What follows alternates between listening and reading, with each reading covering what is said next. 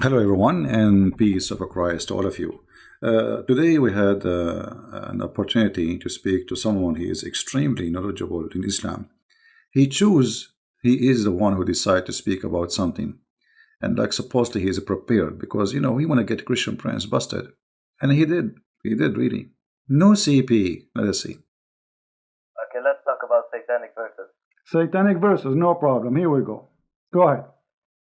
I want to ask you what the problem is with Muhammad receiving the satanic verses and Allah abolishing what he threw in. Okay, so you agree that Muhammad he received satanic verses? Many of the majority of the scholars and tafsir say that this story of Al-Gharanik is a fabrication. But you just said, everybody heard you. What is your problem with the Prophet receiving satanic verses? Yeah, I do it with Ibn Ishaq and two other early books say that he received satanic verses. All right.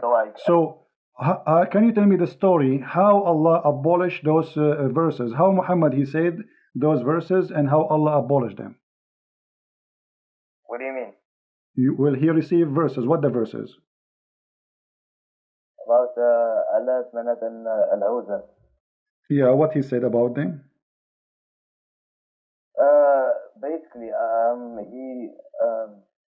he was like praising the gods of the pagans, and later on he said, the pagans were happy with it, and later on he said, this is from Satan and not from God. Okay. And I want, okay. So you agree with that? He agreed that his prophet received satanic verses not from God. He agreed. Okay. And he's saying, what the problem with that? Yeah, because it's in Ibn Ishaq. But wonderful. The majority of the scholars and tafsir say it's a fabrication. Wonderful. My friend, we just heard all of you. What's your name, if you might say, so I can call you? Mahdi. So your name is what? Mahdi. Mahdi. Okay, Mr. Mahdi. You are welcome. I'm glad that you called me. You sound like a nice gentleman guy. Let us not to change the topic, please, one by one. You said you agree with the topic. You agree that the Prophet received satanic verses. But it doesn't say in the Quran that Allah, he said, can you make Quran like this? Right? Does the Quran say that? Asking you what the problem is with Muhammad receiving satanic verses. I'm telling you the problem. If the Quran saying nobody can make Quran like Allah Quran, and Muhammad he received Quran from the devil, and he did not recognize that this is not Quran from the devil. That's mean anyone can make Quran, including shaitan. Yeah, because it was like 3 verses. It's like meaning one verse that. It doesn't matter. It doesn't matter. Muhammad he thought it's a Quran, and Muhammad he recited as a Quran, and the Quran says nobody can make Quran like the Quran. So how the Prophet of Allah could not recognize that this is not Quran?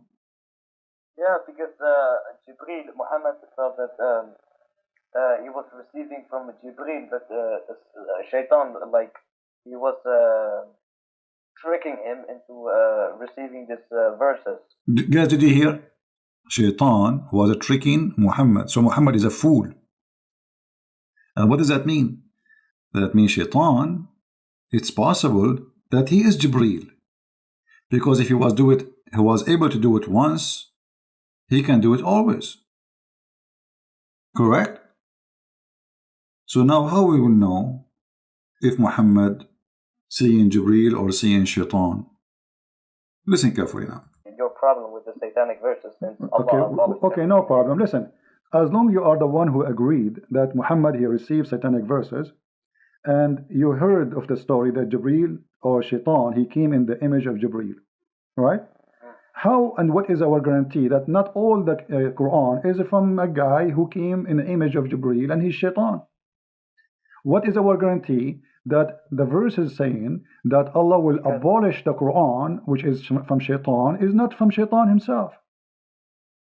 Because the Quran message of the Quran is to worship the God of Abraham, Isaac, and Jacob, the one God. Okay, no problem. But if you worship wrong worship, still you are not following the true God. As an example, you're a prophet, he kissed black stones. You Muslims, you claim that you are not pagans. What is that from Satan or from Allah? Kissing black stone? Oh, you because it's holy, it's from paradise. It's holy. Where did Allah say to Muhammad, it's holy, kiss it? No, Okay, why he kiss it then? because it's holy. Why it's holy? Because it's from paradise. Where it says that? It doesn't say that. So who said that to him? No, because in reality, it's holy because it's from paradise. Okay. That's the reason it's missing. So if a stone is coming from paradise, that makes Guys, it's reality. It's reality. It's a stone from paradise. Hello? So what? Isn't it a stone who is located in paradise is the same as a stone located in the earth? Both of them, they are created by the same God supposedly. So what the big deal? This pagan religion, they worship any meteor fell down in the ground. It's a strange stone. So they take it and they worship it. Actually, if we go in the hadith, you will find this. This is Sahih al-Bukhari. Look what it says. Read with me carefully, please. We used to worship stones, and when we find a better stone than the first one, we would throw the first one and take the later. And if we could not get a stone, then we would collect some earth, i.e. soil, and then bring a sheep and milk that sheep over it and perform tawaf around it, the same as they do around the Kaaba, tawaf. It's a pagan practice before Islam. They go around anything they worship. Do you see it? All right, continue. it holy. Yes. Okay, so when you go to heaven, you are going to kiss everything in the ground? Oh, no, that's different. That's when we are in heaven, but we are talking about the earthly life. What do you mean? We are now in the earthly life. We are not in heaven, so that's different. What? So what? If it's a stone from heaven, I mean, it's a stone, and kissing a stone will make you a pagan person. Let me ask you, did this stone have a duty or it's useless? What? What do you mean? The stone, you see, we are talking about Muhammad receiving satanic verses, and obviously Muhammad, he received a lot of satanic verses. One of them is the kissing the black stone. So this stone, is it useless or useful? If you touch it, then Allah on the day of judgment will forgive your sin. Okay, guys, if you touch the stone, Allah will forgive your sin. All right. The hadith says, if you touch the stone and the Yemeni corner. Did you hear it? Did you hear it? What is this? If you touch the stone, Allah forgive your sin? This is what they say to us, Islam worshipping one God and etc. Islam is nothing but a cult. Let us continue. If you touch the stone and the Yemeni corner, Allah, He erase your sin. How and why Allah will erase your sin for touching a stone? Because that's how Allah is making His creation. If He wants to do that, then He's gonna do that. It's His decision. What? It's a stone. You see? I mean, Okay. how easy it is. Just touching a stone will make me lose my sin. Yes. Okay. Why? What is the logic in that? What? Okay. Why if you touch? Explain to me. Why if you touch the stone is going to erase your sin? What will happen exactly?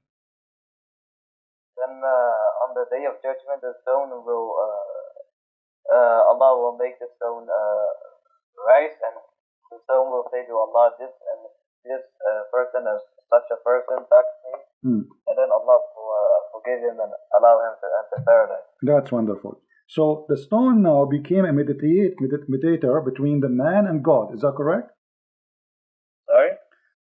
The stone is going to intercede for you. Yes. Okay, but isn't it the Quran says in that day there is no intercession? By His permission. Except by His permission, and the permission given to the stone? What are you talking about? He gives permission to the stone. He gave a permission to the stone to intercede. If we go in the hadith, let us do that. We will find the hadith saying, the Messenger of Allah said about the black stone, by Allah, he swear, this guy is serious. Allah will raise it in the day of resurrection with 2 eyes by which it sees and a tongue that it speak. So my drawing was absolutely authentic. as the Prophet exactly he said. No Muslim now can say Christian Prince is fabricating how the black stone look like. Can you?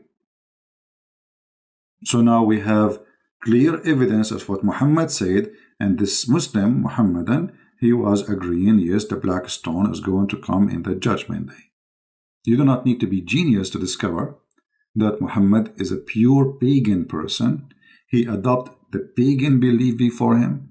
He mixed it with some Christian teaching, some Jewish teaching, some Hindu teaching, some Sabian teaching, which stars, and then that is Islam. Yet they claim that they are people who follow Abraham. No, Abraham, he taught you there's stones, you kiss them, and they have tongues and eyes, and they will witness for you. This is what Abraham, he taught you?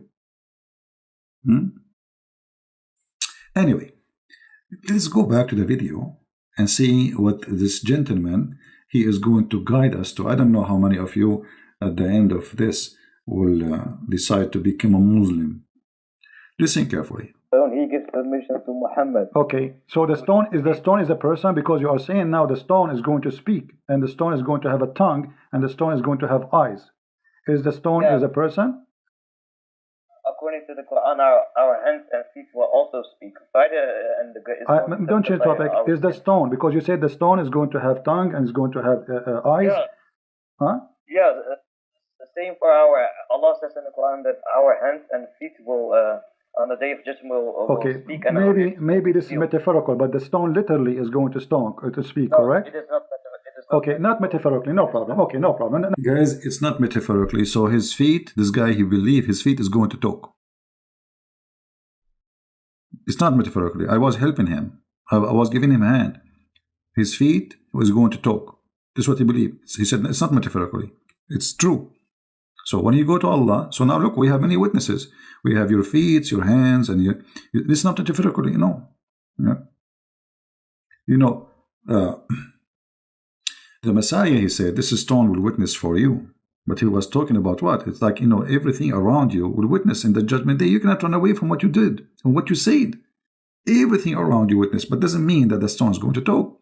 The Muslim, they believe in that literally, not metaphorically. Now, different Muslim, he will call me, he will say the opposite. He will say it's metaphorically. Why? Depending on the Muslim, how honest he is. This guy is being honest. Let us see. Not metaphorically. So the stone is going to witness for you in the day of judgment. Witness to whom? About what? Isn't Allah knowing everything? Oh, my friend, that is very stupid of you to say. I can raise 1,000 questions for you if you... No, we are talking about making satanic verses. What is my guarantee that this stone story is not from Shaitan? Let me show you something. Did Umar al-Khattab, he say that you are a useless stone, there's no harm and there's no benefit from you? Did he say that? That if Prophet would have not kissed it, I would have not kissed it. Thank you very much. But he said, you are a useless, harmless stone. Yes or not? It is not useless. He said that. He said, no doubt that you are a stone, can neither benefit anyone nor harm anyone. Did he say that or not? That is not true. It does benefit because Allah will forgive you. So you are saying Umar al-Khattab, he did lie? No. Okay, if he no, well, he said the hadith in front of me and you speak Arabic.